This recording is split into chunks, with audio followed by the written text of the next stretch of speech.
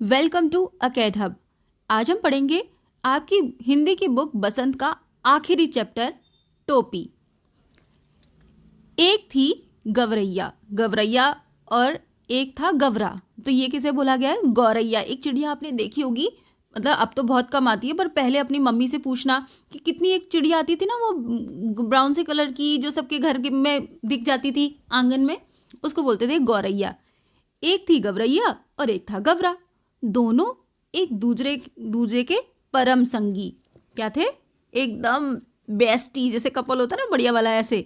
जहां जाते, जब जाते, साथ ही जाते, साथ खेलते, साथ ही रोते, एक साथ खाते पीते, एक साथ सोते। भिनसार होते ही खोते से निकल पड़ते, दाना चुगने, और झुटपुटा होते ही खोते में आ घुसते। भिनसार मतलब कि बिल्कुल सुबह होते ही, जैसे सूरज निकलना शुरू होता है ना, ऐसे ही। और खोता मतलब उनके घोंसले से एकदम निकल जाते। और दाना चुगते और झुटपुटा मतलब कि शाम होते ही वो क्या करते? अपने घोंसले में वापस आ जाते। थकान मिटाते और सारे दिन के देखे सुने में हिस्सेदारी बटाते। देखे सुने में हिस्सेदारी मतलब कि आज तुम्हें क्या मिला, मतलब होता है ना एक्सपीरियंस, जैसे हम दोस्तों से बात करते हैं, शेयर करते हैं, यार आज तो मेरा दिन बड़ा अच्छा रहा, आज तो मेरा दिन ऐसा था। वो ऐसी बातें करते थे।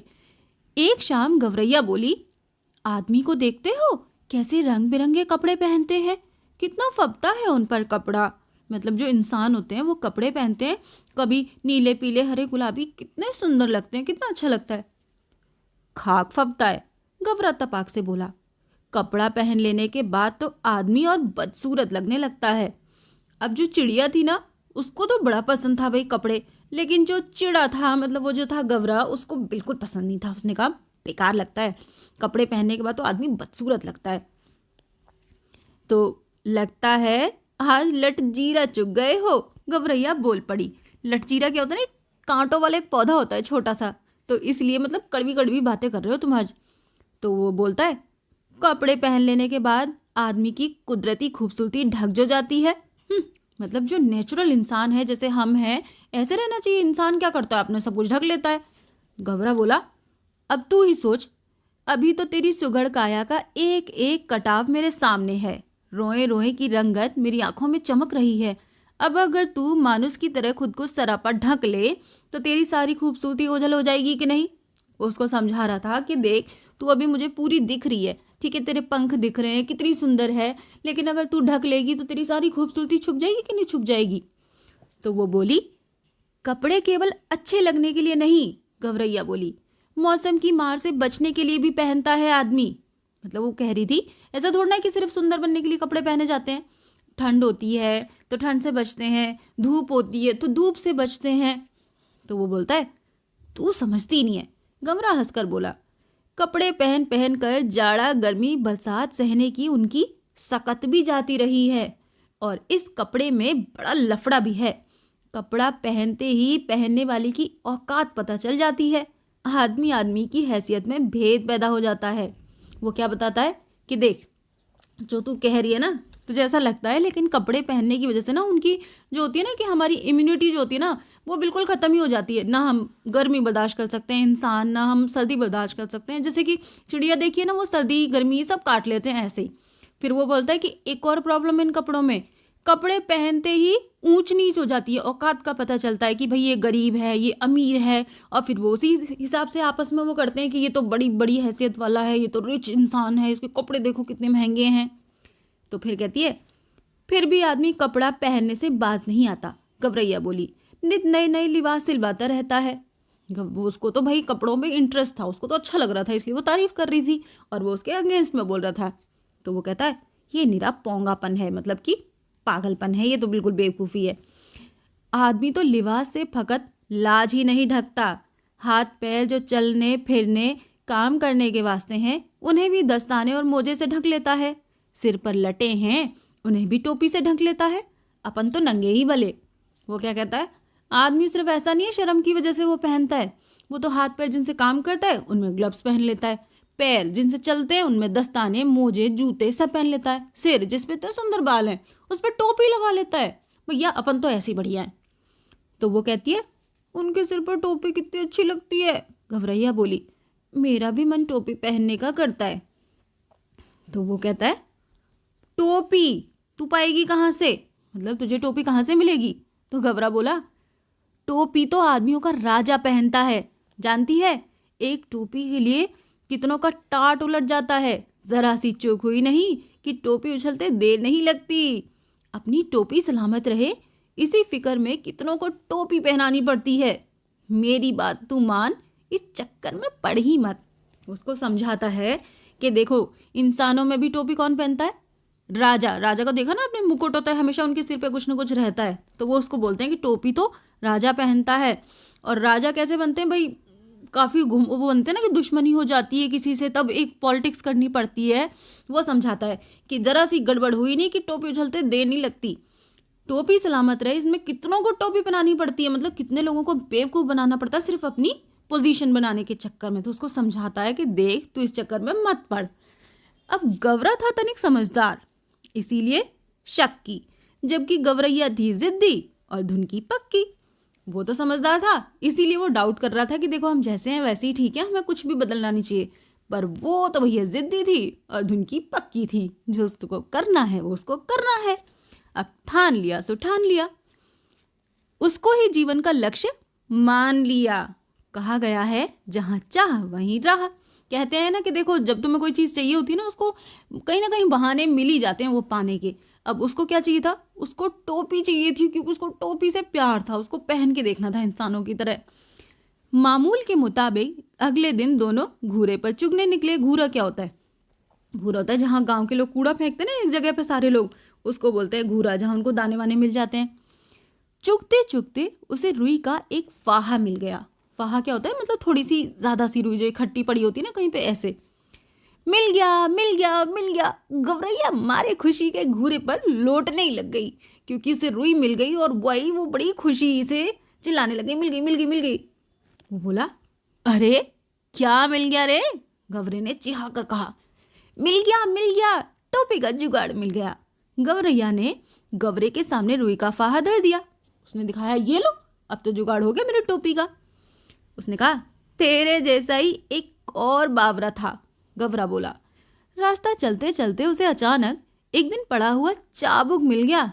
चाबुक था बड़ा उम्दा और लचकदार, किसी घुड़सवार के हाथ से छूटकर गिर गया होगा। चाबुक हाथ लगते ही वो बावरा चीखने लगा। चाबुक तो मिल गया, बाकी बचा 3, घोड़ा लगाम जीन। वो उसको क्या समझा रहा था? मतलब उसके कहने का ये मतलब था कि सिर्फ रुई मिलने से नहीं हो जाता, ये तो बहुत जरा सी चीज़ है, टोपी के लिए तो क्या क्या करना पड़ता है। उसको समझाता कि तेरे जैसा एक और पागल था जिसको चाबुक मिल गया था।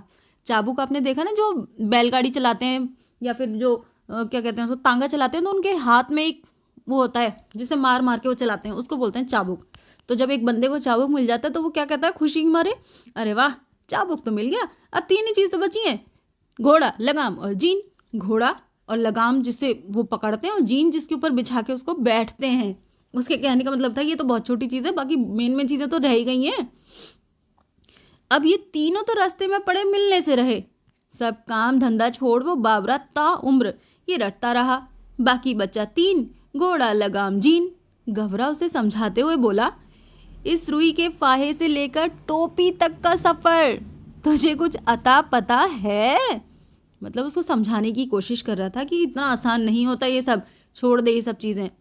अब वो तो भैया अपनी धुन की पक्की थी। उसने क्या कहा, बस देखते जाओ अब कैसे बनती है टोपी। गवरैया रुई का फाहा लिए एक धुनिया के पास चली गई और बड़े मनुहार से बोली, धुनिया भैया इस रुई के फाहे को धुन दो। फाहा क्या होता है? जैसे रुई होती है ना, उसको धुनना, मतलब उसको खूब फूली फूली सी हो जाती है, उसके बाद उसका धागा बनता है, उसके बाद उसका कपड़ा बनता है। एक ये प्रोसेस होता है कपड़ा बनाने के लिए। तो वो जाती है उसके पास। अब धुनिया वो जो रुई को धुनता था बेचारा बूढ़ा था, ठीक है, जाड़े का मौसम था।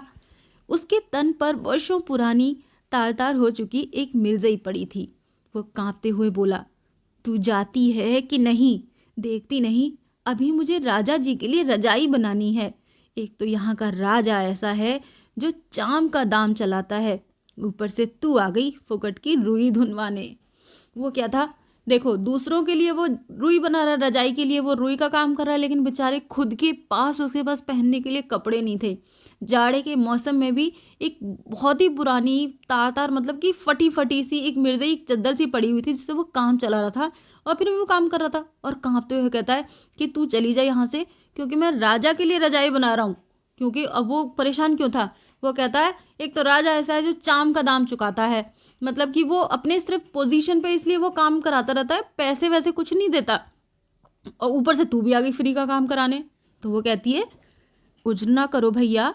तो गवरैया बोली मैं तुम्हें पूरी उजरत दूंगी, इसे धुन दो भैया, आधा तू ले ले आधा मैं ले लूँगी। अब क्योंकि देखो उसके पास पैसे तो थे नहीं, तो वो क्या कहती है कि कोई बात नहीं, तुम ऐसे परेशान मत हो, मैं फ्री में काम नहीं कराऊंगी, आधी रुई तुम रख लो आधी मैं रख लूँगी। दुनिया को अपनी ज़िंदगी में आज तक इतनी खरी मजूरी कभी नहीं मिली थी, मतलब बिल्कुल ही आधा आधा। 16 आने में 8 आने मजूरी तो उसके लिए सपना था। वो क्या किया, वो झट से तैयार हो गया। घर चों उसकी तांती बज उठी। उसने बड़े मन से रुई धुनी, लो इसे। उसमें से आधा धुनिया ने ले लिया और आधा गवरैया ने। इससे उत्साहित गवरैया एक कोरी के यहाँ गए और कहने लगे कोरी भैया इसी धुनी रुई से सूत काट दो। सूत मतलब कि उसकी धागा बनाना। कोरी की कमर झुकी हुई थी, उसने बदन पर धज्जी धज्जी हो चुका एक धुस्सा डाल रखा था। वो बड़ी अनिच्छा से बोला, मतलब वो भी बेचारा बूढ़ा, कमर झुक गई थी, बदन पर ढंग के कपड़े नहीं थे, और बड़े बेमन से बोला तुम लोग यहाँ से भागते हो कि नहीं, देखते नहीं अभी मुझे राजा जी की अचकन के लिए सूत काटना है, मुझे फुर्सत नहीं है मुफ्त में मल्हार गाने की। वो भी परेशान था राजा से। वो कहता है देखो अचकन मतलब उनकी जो होती है ना सूट कपड़ा जो होता है पहनने के, वो कहता है मुझे उसके लिए सूत काटना है और भाई मेरे पास टाइम नहीं है, तुम बेकार का फ्री का काम कराने आ गए यहाँ पे, जाओ यहाँ से। तो वो बोलती है भैया इस मुल्क में सब काम क्या राजा जी के लिए ही होता है। उसने गवरैया ने बड़े आश्चर्य से कहा देखो वो भी राजा के लिए काम कर रहा था, तुम भी राजा के लिए काम कर रहे हो, भैया यहाँ सब कुछ राजा के लिए होता है क्या। वो पूछता है तू किस मुल्क से आई है। कोरी ने उसे भर आंख देखा, जानती नहीं यहाँ का चलन, खट मरे बर्धा बैठा खाए तुरंग, यहाँ सब काम राजा जी के नाम पर ही और राजा जी के लिए ही होता है। राजा जी के लघुए भगुए भी तो बहुत हैं, इसी में उनका भी काम होता है। उसने क्या कहा कि देखो ऐसा होता है यहाँ पे, ये तू नई आई है तुझे पता नहीं है, सब काम राजा जी के लिए ही होता है, उनके नाम से होता है, और जो उनके वो होते हैं ना थोड़े बटरिंग करते रहते हैं, उनके आगे पीछे घूमते हैं, या उनका काम होता है। तो फिर वो बोलती है मुकरो मत भैया, हम तुम्हें माकूल मुआवजा देंगे, मतलब तुम मना मत करो, हम तुम्हें दे देंगे। तो गवरैया बोल उठी इसे काट दो, आधा तुम ले लो आधा मैं ले लूँगी। कोरी भी तैयार हो गया। इतनी वाजिब मजूरी पर काम न करना तो मूर्खता थी, क्योंकि आधा आधा मिल रहा था उसे, और तन्न तन्न करके उसकी तकली चरखी ताता थैया करने लग गई, मतलब उसने काटना शुरू कर दिया। वो देखा ना चरखा जैसे वो चलाते थे गांधी जी, वो सूत काटते थे, काफ़ी महीन और लच्छेदार सूत काट कर उन्होंने उसे दे दिया। अब कदम कदम पर मिलते कामगारों के सहयोग से गवरैया को आगे बढ़ने पर उकसा दिया। इसके बाद वो दोनों एक बुनकर के पास गए और इसरार करने लगे बुनकर भैया इसे कते सूत से कपड़ा बुन दो। अब उनका धागा तो बन के तैयार था, पर उन्हें क्या था उसका कपड़ा बनवाना था। तो वो पहुंच गए बुनकर के पास। अब बुनकर इन्हें अगबग होकर देखने लगा, मतलब चौंक कर बोला हटते हो कि नहीं यहाँ से, देखते नहीं अभी मुझे राजा जी के लिए बागा बुनना है, अभी थोड़ी देर बाद ही राजा जी के कारिंदे हाजिर हो जाएंगे, साव करे भाव तो चबाव करे चाकर। इतना कहकर बुनकर अपने काम में मशगूल हो गया, मतलब वो भी राजा के काम से ही परेशान था। तो वो कहता भाई चले जाओ, मेरे पास बिल्कुल टाइम नहीं है। तो अब गवरैया क्या कहती है इसे बुन दो भैया, है ना। गवरैया ने साहस संजो कर कहा हम सेंत मेत का काम नहीं करवाते, इसे बुन दे और आधा तू ले ले आधा हम ले लेंगे। बुनकर ने देखा कि सौदा बुरा नहीं है, वो तैयार हो गया। सूत अपनी ओर खींचकर ताना बाना पसार दिया, उसका करघा चलने लगा, धरकी ढुलकने लगी। थोड़ी ही देर में उसने काफी गफश और दरीब कपड़ा बुनकर दे दिया। गफश मतलब खूब गफा गफा, बड़ा सुंदर और एकदम सुंदर सा कपड़ा उसने बना दिया। आधा उसने ले लिया और आधा उसे दे दिया। गवरैया ने 3/4 मंजिल तो पार कर ली थी। कपड़े के लिए वो एक दर्जी के पास जा पहुंची। अब देखो रुई से कपड़ा बन गया था और कपड़ा उसके हाथ में था, अब क्या बचा था, सिलवानी थी। पहुंच के दर्जी के पास, दर्जी भैया इसकी टोपी सिल दो। पहुंच गई दर्जी के पास कि बस अब लास्ट काम बचा है टोपी का। तो दर्जी क्या बोला, खिसकती हो कि नहीं यहाँ से। दर्जी रोष से बोला, देखते नहीं राजा जी की 7वीं रानी से 9 बेटियों के बाद 10वां बेटा पैदा हुआ है। अब उस 10 रतन के लिए मुझे ढेरों झब्बे सिलने हैं। वो क्या कह रहा था कि देखती नहीं मेरे पास कितना काम है। राजा की 7वीं रानी के 9 बेटियों के बाद 10वां बेटा पैदा हुआ है, तो मुझे उसके लिए क्या क्या करना है, झब्बे मतलब झबले सिलने होते हैं ना, छोटे बच्चों के कपड़े जो बनाते हैं। दर्जी ने माथे का पसीना पोंछते हुए ठंडी आह भरी। कुछ देना न लेना, भर माथे पसीना। मतलब वो राजा का फ्री का काम करने से परेशान था। तो कहती है, हम तो भैया बेगार में कुछ नहीं करवाते। घबरैया बोली, इस बुने कपड़े की टोपी सिल दे, बल्कि 2 टोपियां सिल दे। एक तू ले लेना, एक हम रख लेंगे। मुंह मांगी मजूरी पर कौन मूजी तैयार न होता। कच कच उसने कैंची चल उठी और चूहे की तरह सर सर उसकी सुई कपड़े के अंदर भीतर फटाफट उसको सिलने लग गई। बड़े मनोयोग से उसने 2 टोपियां सिल दी। खुश होकर दर्जी ने अपनी ओर से एक टोपी पर 5 फुंदनी भी जड़ दिए। फुंदने वाली टोपी पहनकर तो गवरैया जैसे अपने आपे में ही नहीं रही। 1.5 टांगों पर ही लगी नाचने। फुदक फुदक कर लगी गवरा को दिखाने, देख मेरी टोपी सबसे निराली 5 फुंदने वाली। अब फाइनली उसकी जो इच्छा थी ना वो पूरी हो गई और उसे टोपी मिल गई। अब चिड़िया तो बड़ी खुश। तो वो बोला, वाकई तू तो रानी लग रही है। गवरे को भी आखिरकार कहना ही पड़ा, रानी नहीं राजा कहो मेरे राजा। गवरैया ऊंचा उड़ने लगी। अब कौन राजा मेरा मुकाबला करेगा। वो तो टोपी पहन के इतनी खुश कि वो अपने आप को राजा ही समझने लगे। उसने कहा, देखो तुम मेरे को रानी नहीं राजा बोलो, क्योंकि राजा ही सिर पे टोपी पहनता है। टोपी पहनते ही उसके मन में एक नई हुलस ने जोर मारा कि क्यों ना इस मुल्क के राजा का भी एक बार जायजा लिया जाए, जिसके लिए इतने सारे काम होते हैं। अब उसने सोचा, जब थोड़ा राजा जैसा फील आने लग गया, तो उसने सोचा क्यों ना मैं यहाँ के राजा को देख के आऊँ, है कैसा भाई, सब उसके लिए काम में लगे रहते हैं। उड़ते उड़ते वो राजा के महल के कंगूरे पर जा बैठी। अब वो पहुंच गई राजा के पास। वहां जाके वो देखो, ये दिख रही है चिड़िया, और ये देखो राजा के सब लगे हाथ पैर, कोई पैर दबा रहा है, कोई हाथ दबा रहा है। और उसने देखा तो उसी वक्त राजा अपने चौबारे पर टहलुओं से खुली धूप में फुलेल की मालिश करवा रहा था तेल से। राजा उस वक्त अधनंगा बदन और नंगे सिर था। एक टहलुआ सिर पर चंपी कर रहा था, दूसरा हाथ पांव की उंगलियां फोड़ रहा था, तो तीसरा पीठ पर मुक्की मार रहा था, चौथा पिंडलियों पर गुद्दी काट रहा था, मतलब पैर दबा रहे थे, हाथ की उंगलियां चटका रहे थे, कोई सिर की मालिश कर रहा था। गवरैया कंगूरे पर से ही चिल्लाई, मेरे सिर पर टोपी, राजा के सिर पर टोपी नहीं, राजा के सिर पर टोपी नहीं।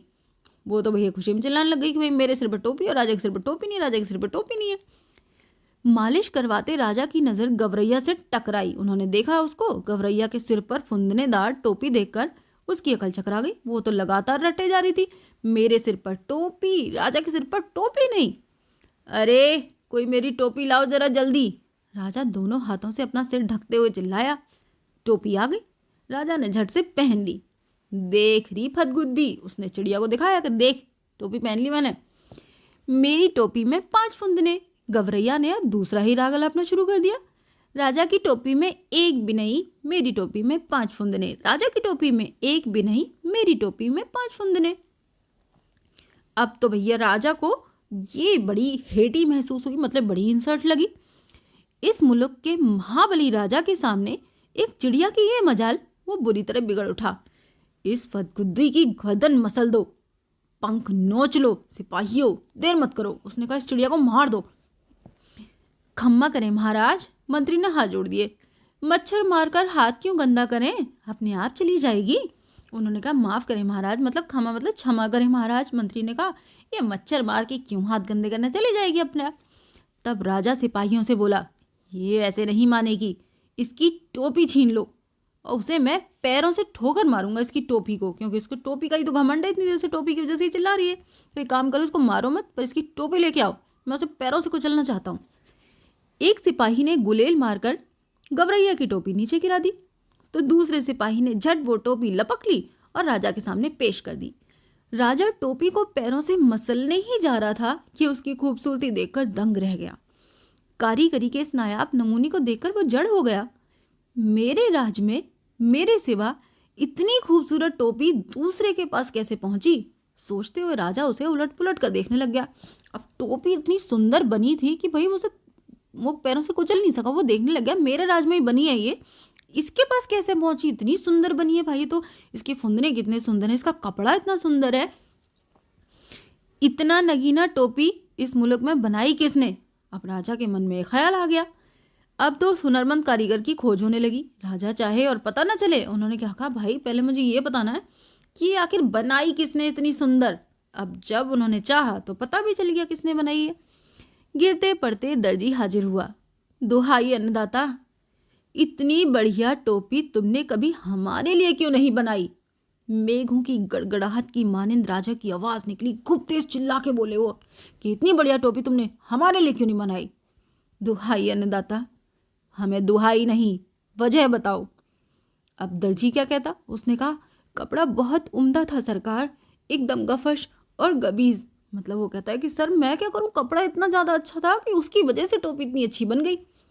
अब वो बोलते हैं, ऐसा उम्दा कपड़ा किसने बुना? नाक की मानिंद राजा फूंक मारने लगा। गिरते पड़ते बुनकर हाजिर हुआ। माफ़ी बख्शे सरकार। तो वो बोलता है, माफ़ी नहीं, वजह बताओ कि तुमने इसका कपड़ा इतना अच्छा बनाया, मेरे लिए क्यों नहीं बनाया कभी?